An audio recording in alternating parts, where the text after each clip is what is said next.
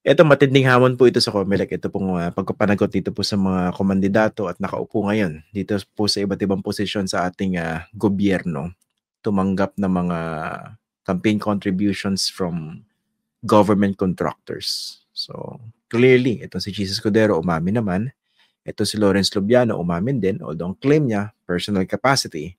Although sinasabi ni Cheese, wala naman daw na violate na law. Okay. Mukhang rampant ito, ano? O maraming tumanggap sa mga government contractors. Hamon po ito sa COMELEC para hindi makalusot itong mga ito na clearly nagkaroon po ng conflict of interest dito po sa kanilang posisyon. Imagine niyo, no, binabanggit ko na po ito dati. Kunwari ikaw, house member o kongresista, o ikaw senador, tumakbo ka ron sa posisyon na yon noong nakaraang eleksyon. Isa sa mga contributors mo o ilan sa mga contributors mo sa kampanya ay contractor sa gobyerno. Yung very nature ng position mo, yung napanalunan mo, naging miyembro ka ng House o ng Senado, di ba kayo bumubusisi sa national budget? So, nandun ka sa posisyon para i-influence yung allocations ng ating mga salapi, no? Salapi po natin ito bilang mga ordinaryong Pilipino. Pwede mong, gusto ko mag-insert ng ganito. Gusto ko dagdagan itong pondo. Tapos papaboran mo yung contractor na nagbigay sa iyo ng contribution. Hindi po ba? Doon pa lang napakalino na ng conflict of interest. Wala pa nga tayong sinasabi na nangomisyon yung politiko doon sa allocation na siya yung nag-facilitate para mapaboran yung contractor na nagbigay sa kanya ng contribution ng previous election. Worse, hindi naman siguro tayo pinanganak kahapon, meron po mga ganyang politiko. Talagang pinipilit isingit yung ganitong allocation sa national budget dahil na makikinabang yung contractor na kaibigan niya. Tapos meron silang usapan, 20% sa akin dyan, ha? Sobrang kababuyan po yung ginagawa ng mga ito. No? Kaya po dapat mapatupad ng mahigpit itong Omnibus Election Code natin. Itong pagbabawal po sa pagbigay at pagtanggap ng mga ganitong klaseng campaign contributions.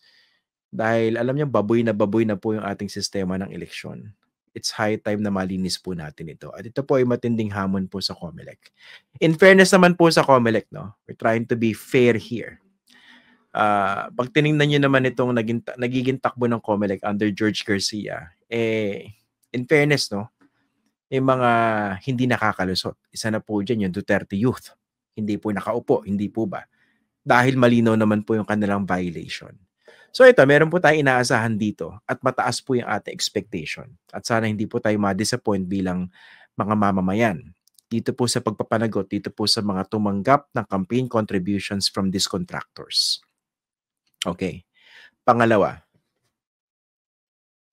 sa dami ng mga matatalino diyan sa Kongreso, sana makahanap naman ng paraan para hindi na po makalusot itong mga kontraktor na nagiging kongresista.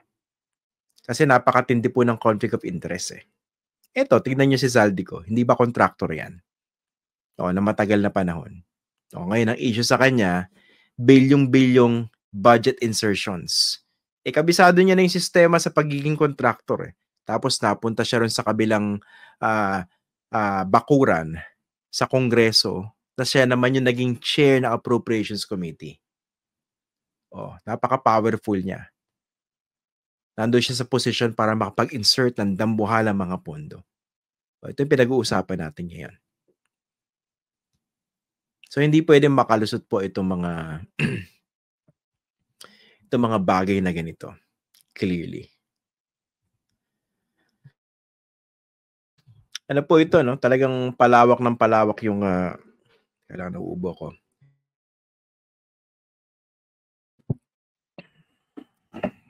Dami kong gustong sabihin.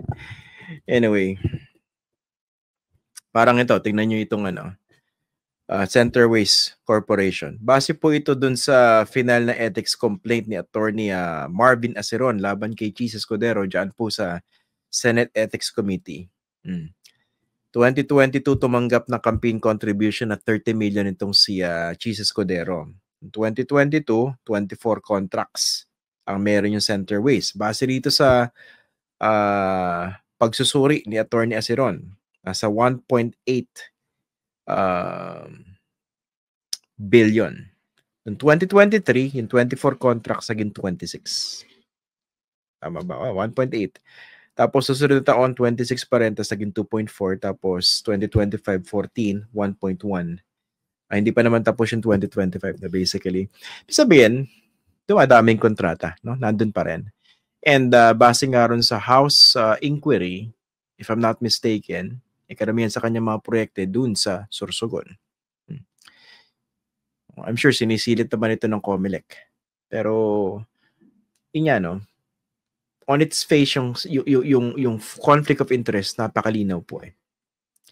Kaya hindi pwedeng basta-basta na lang po makalusot itong mga kandidatong pinag-uusapan po natin dito.